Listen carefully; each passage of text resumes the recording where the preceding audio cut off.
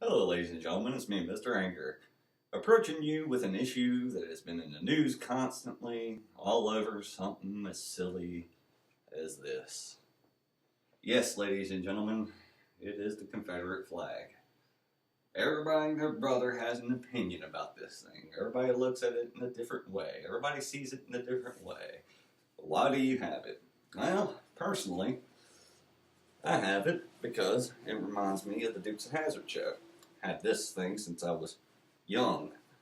Doesn't mean a daggone thing to me other than it's, what, a part of history. Other than that, that's it. But people look at it and determine things according to their own worldviews and perspectives. Hold on, I need to go get my cigarettes, ladies and gentlemen. I'll be right back.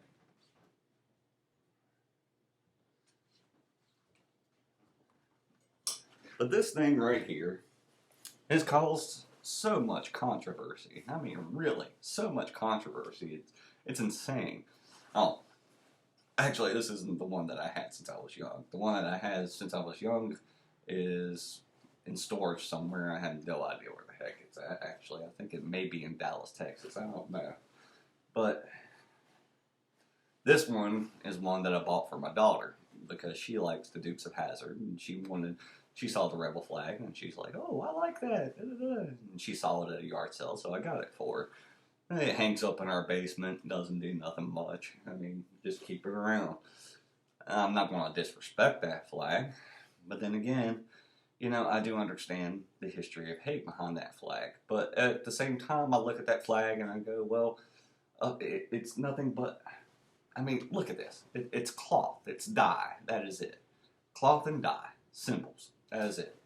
And it can't have no meaning or definition by itself. The meaning that we give to it is given to it by ourselves. However you look at this, however you give meaning to this, it all is dependent on your variation of how you approach this controversial uh, thing right here. Because, I mean, it can't define itself. We define it. And that's the thing and principle that most people forget is that it's just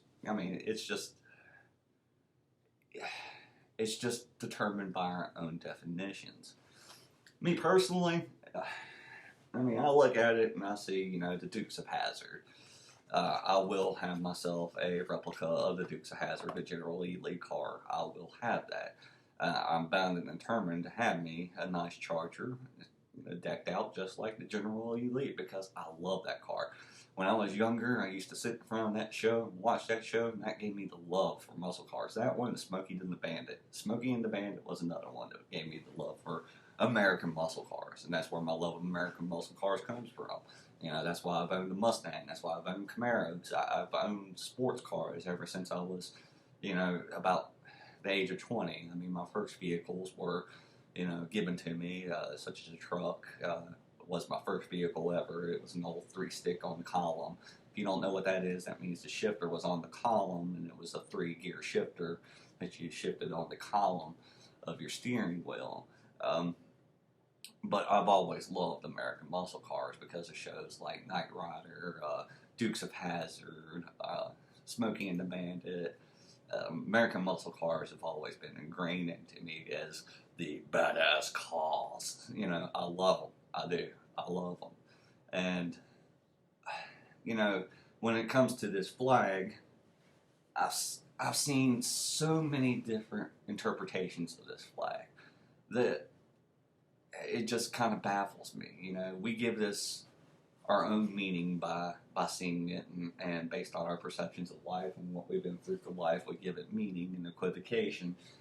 But it can't define itself. It has no true meaning in itself and of itself. So I find those that define that flag as hate and hate it because it represents hate, they're self-defeating themselves, because I mean, you're hating something because it represents hate, so you just defeated yourself with your own definition that you just gave an object. So you're letting this, an inanimate object, have a victory over you by giving in to the hate that you say that it represents, by hating it. And that's just a little bit naive in my mind. I mean, it's part of it. the way I look at the flag, this flag right here, it's part of our history. Um, Without the war, the North and South, who knows what this country would be like today? Who knows what the end results of this country would be today if this war never took place? And people did die for that flag. And I'm not going to disrespect somebody who gave their life to shape and form the country that we are in today by being mad at something that yeah, they may have fought for the wrong reasons, but without those reasons and without that fight, we wouldn't be what we are today. So I'm not going to disrespect their lives, the lives that they give or have given, because people just want to paint the world in a broad brush of happy history. History isn't all happy and glamorous. You gotta accept all the history, the good, the bad, and the ugly. And this was part of the ugly side of history. Yes, I do admit it. It is part of the ugly side. People have taken this and turned it into something that it shouldn't have been. But, I see so many of these things flying in this particular town that I live in that you could tell, by allowing yourself to be around this, you can tell who's actually using it for the right reasons and who's not. People who fly and want to appreciate history, their family members or something. I mean, a lot of people's family members around here fought underneath this flag. A lot of them did. A lot of them did, and died underneath this flag. And I'm not going to disrespect their memories. I'm not going to disrespect any soldier's memories who made this country what it is. I mean, that's equivalent to me walking up to a soldier's grave and spitting on it and going, fuck you, your service meant absolutely jack shit, and your life lost meant nothing. You should have just lived. What was the purpose of your life then?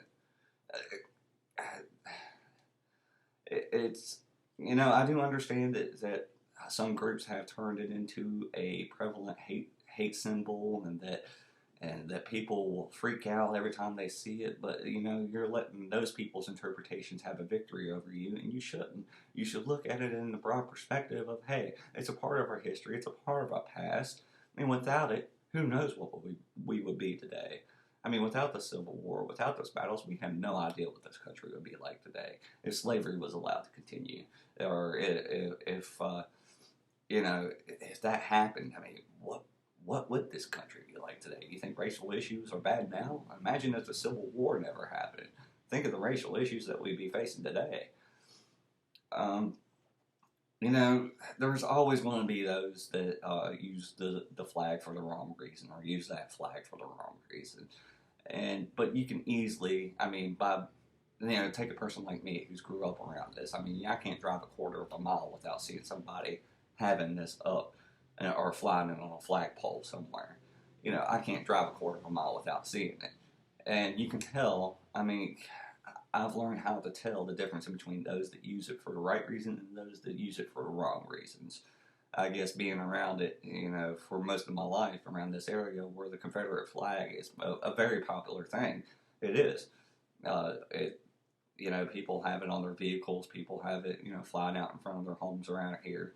But you learn to tell the difference in between those that fly it to pay respect, and those that fly it for the wrong reasons, to represent the hatred that most people dislike about the flag. And it's a shame that some people misrepresent what the flag actually should mean to people, and that is a part of our past that helps shape who we are. Think of me how you may, think of me how you might. I'm not sitting here saying that the Confederate flag is all so powerful. I don't sit there and fly it out in my front yard. I don't fly it on my car or anything. I keep it down in the basements and old. It's just every time I see one, I think, oh well, there's a symbol of our past. Hey, it was a bad part of our past, but hey, we have become a nation because in the nation that we are because of that flag. It helped. It played a role. It did. So I got to give it its due respect for its role in our history. But then again, at the same time, I hate it to see when people use it for the wrong reasons and use it for the hate that people have learned to hate it for. Like the Charleston church shooter. that's, you know, ignorance in itself. That's taking a symbol and using it for the wrong means and the wrong purposes and looking at it the wrong way. And that's where looking at things in the wrong way can lead to. You know, by hating something, you're only just increasing the chances of more violence to ensue, because hate only begets more hate. I mean, that's the only thing that hate breeds. It continues to breed hate, and hate is the starting of conflict and confrontation and the things that we don't need. We don't want to see come through fruition. You know, we should stop making this such a big issue and just learn to look at it and realize that, hey, you know, even though you may dislike it, somebody else, you know, may look at it in the way I do and say, well, you know, hey, I understand it's had its bad past, but it's a part of history. Leave it alone. You know, that would be like, I think it was the other day, it was at an auction house. Adolf Hitler's phone went for sale. I mean, it sold for like $250,000, and people in the comment section were going, well, who will want to own such a hateful piece of trash? You know, whoever owns it must be racist or whatever. And at the same time, I see their viewpoint, but then again, I see, you know, it is part of history. Where would we be without World War II? World War II solidified America as a leader. I mean, it solidified us in the world. And without that war, if we didn't take part in it, and without Hitler and all this stuff, even though he was a crazy madman, you know, where would we be? Where would our world standing be as of right now without that war? It wouldn't be as big and as prevalent as it is today. I can almost guarantee that. So, you know, and I'm not going to dishonor our soldiers that died in that war by ignoring the ugly sides of war, because, you know, war is ugly. You got to acknowledge the good, the bad, and the ugly of everything, or else, you know, you're just painting that broad stroke of everything sunshine and daisies of history, and it leads to people not knowing how to handle facing adversity, facing, you know, problems. I mean, take World War II, for example. People have been so adamant against World War II and what happened there that now we have Holocaust deniers. And pretty soon you'll have people who are going to be Civil War deniers. Why? Because these are the same people that want to paint the world in this broad, happy stroke of everything in our history was all greatness. No, we got to acknowledge everything, ladies and gentlemen, or else we will make the same mistakes again. If we don't acknowledge the good, the bad, and the ugly, we're just sugarcoating things and ignoring the mistakes that we should not repeat again. I'm Mr. Anger. Think what you may, think what you will of the flag. You know, freedom of speech, freedom of expression, all guaranteed rights for this to exist. The definitions and interpretations of it are all up to you. So would you rather have self-defeat and let this defeat you with your own definition?